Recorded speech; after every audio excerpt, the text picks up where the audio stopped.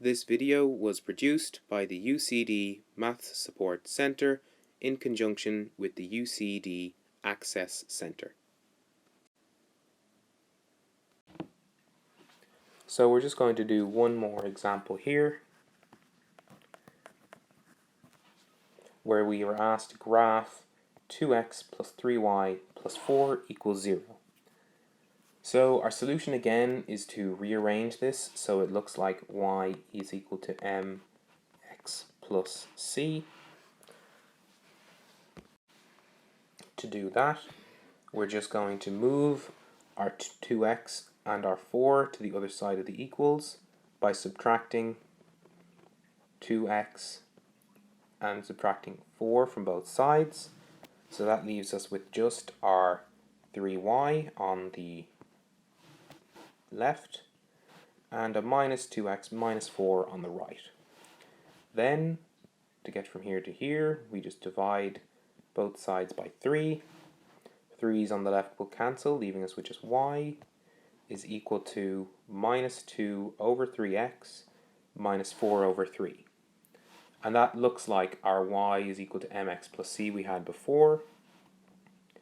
Our slope m is the number in front of our x, so in this case it's minus 2 over 3. And our c in this case is the constant here, and just keep an eye on that sign. Our c in this case means we cut the y-axis at minus 4 over 3 or minus 1 1/3. So this graph will be slightly trickier to draw because we have a cutting point that isn't a whole number, but we can still do it. We draw our x and our y-axis. We know that the point 0 and minus 1 1/3, which is here, is on our line. We know our slope is minus 2 over 3, so that means our rise is going to be negative, so we're going to have a minus. We're going to be going down in this case, a negative slope. So if we go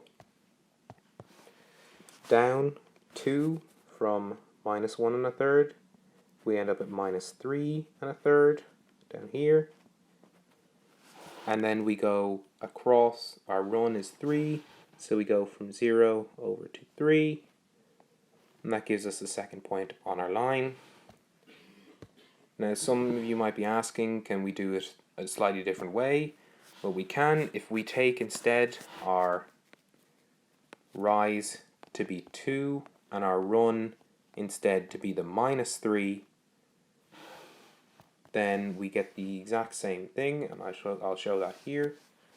So if we take our rise to be 2 and our run to be minus 3, well, if our rise is 2, then we'll have minus 4 over 3, minus 1 1/3, plus 2, which is 2/3. So we'll go up to 2/3 here.